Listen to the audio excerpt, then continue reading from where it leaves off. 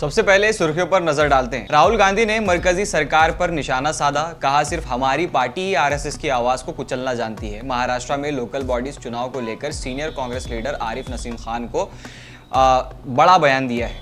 Congress president Mallikarjun खड़गे ने मोहन भागवत के आजादी वाले बयान पर तंज किया है। देश विदेश की 10 बड़ी खबरों पर डालते हैं नजर। आप देख रहे हैं डेक्कन डाइजेस्ट। आदाब, मैं जर्नलिस्ट मजहर।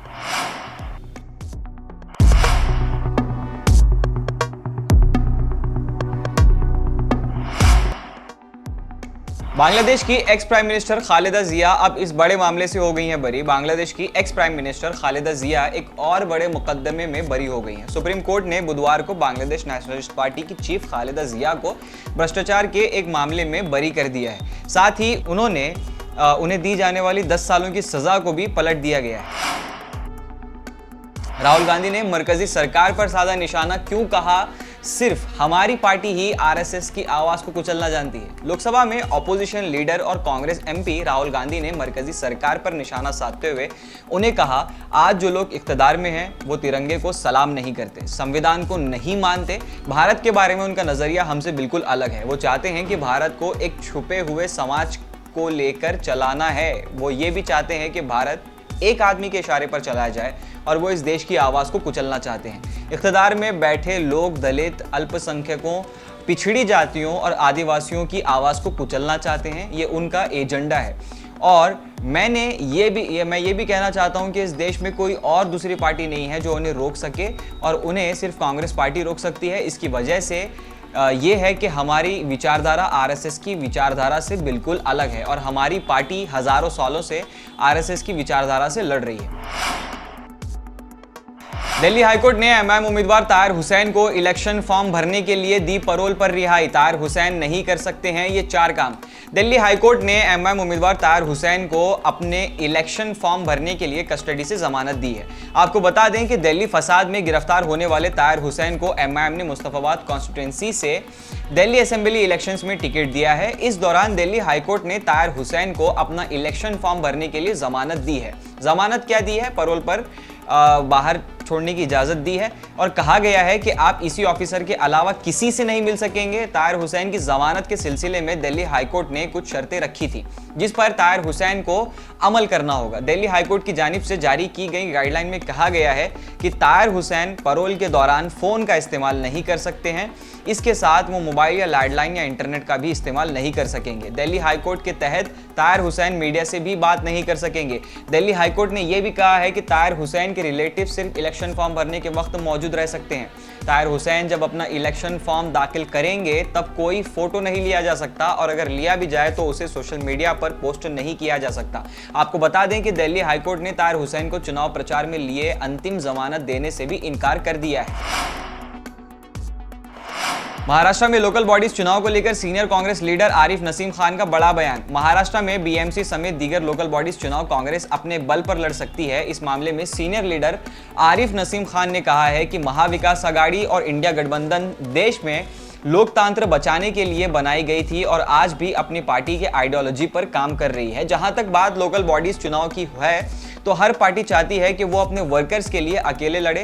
कांग्रेस में भी वर्कर्स की यही मांग है कि हमें चुनाव में अकेले अपने दम पर जाना चाहिए। आरिफ नसीम खान ने मजीद कहा है कि इससे पहले जब भी हम शरद पवार की एनसीपी के साथ 15 सालों तक गठबंधन में थे तब भी लोकल बॉडीज के चुनाव हम अकेले ही लड़ते थे और इस बार भी हमें लगता है कि वही ठीक रहेगा।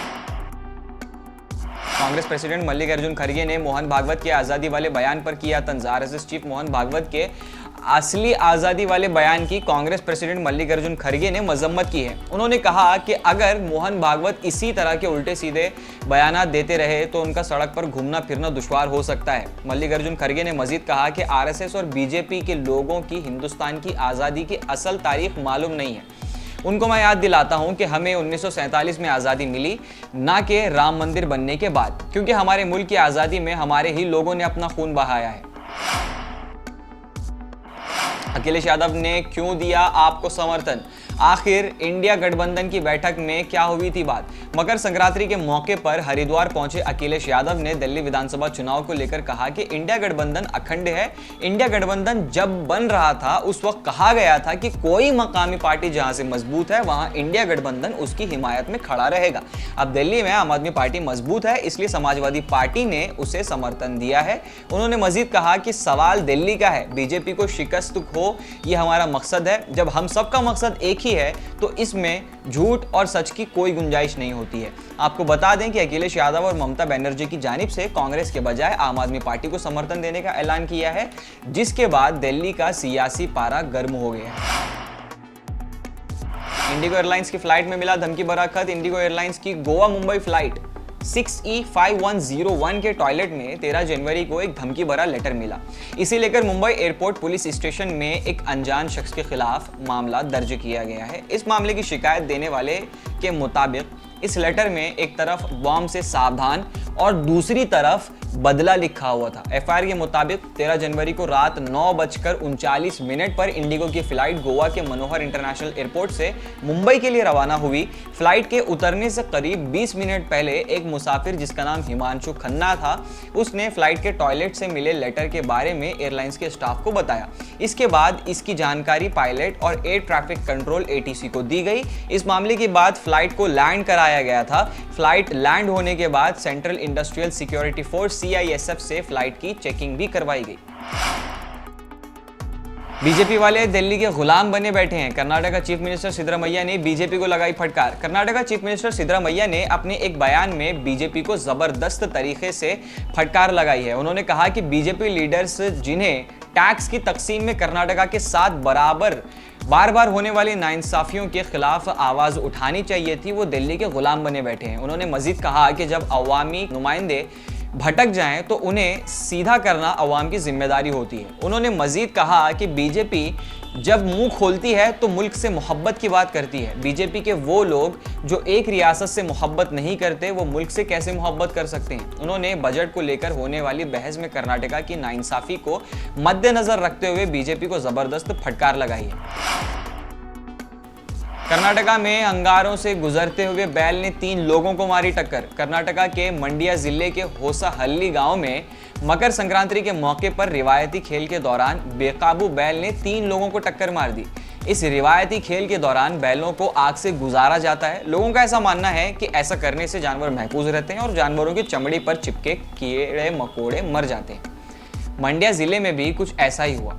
यहाँ आग में से बैलों को गुजारा गया और एक बैल आग से निकलने के बाद बेकाबू हो गया और 3 लोगों को जबरदस्त टक्कर मार दी। फिजिक्स में गोल्ड मेडल हासिल करने वाली यादगीर की पहली मुस्लिम स्टूडेंट खतीजतुल कुबरा ने कहा, पर्दा तालीम में नहीं है रुकावट। कर्नाटका स्टेट अक्का महादेवी वुमेन्स यूनिवर्सिटी AWUV की जानिब से ग्रेजुएशन एग्जाम्स में Lingeri Konnappa education trust women college Yadgir की स्टूडेंट खतीजतुल कुबरा ने BSc फाइनल ईयर में नुमाया कामयाबी के साथ फिजिक्स सब्जेक्ट में सबसे ज्यादा नंबर हासिल करते हुए 16th कन्वेक्शन में गोल्ड मेडल हासिल करके अपने वालिदैन कॉलेज के साथ शहर और जिले का नाम रोशन किया है।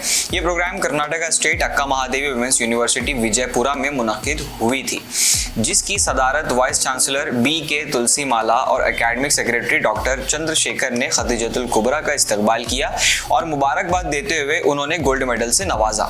इस मौके पर बात करते हुए खतीजतुल कुबरा, जो कि पाबंदी के साथ पर्दे का एहतमाम करती हैं, उन्होंने कहा कि तालीम हासिल करने में पर्दा हरगिज रुकावट नहीं है और मेहनत, लगान और जज्बा हो तो कुछ भी हासिल किया जा सकता है। उन्होंने बताया कि वो PhD करके तदरीस के शोबे में अपना करियर बनाना चाहती हैं। दिन भर की 10 बड़ी खबरों का सिलसिला यहीं पर थमता है। अगर आपको हमारा काम अच्छा लगता है तो हमारे चैनल को सब्सक्राइब और फॉलो जरूर कर लीजिए और ऐसी खबरों के लिए बने रहिए डेक्कन डाइजेस्ट के साथ।